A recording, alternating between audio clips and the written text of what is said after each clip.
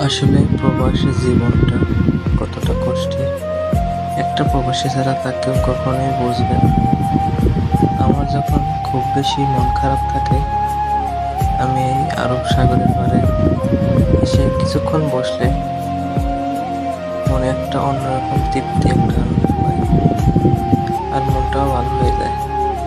তাই আমি যখনই সময় পাই আমার এই আরব সাগরে পাড়ে এসে কিছুটা সময় বসে থাকি বা চিন্তা করি জীবনে কি করলাম, কে আপন কে পর। আসলে এই পৃথিবীতে স্বার্থ ছাড়া মানুষ পাওয়াটাই বড় কঠিন। যখন সময়টা খুব খারাপ যায়, খুব কাছের মানুষগুলোকেও অচেনা লাগে।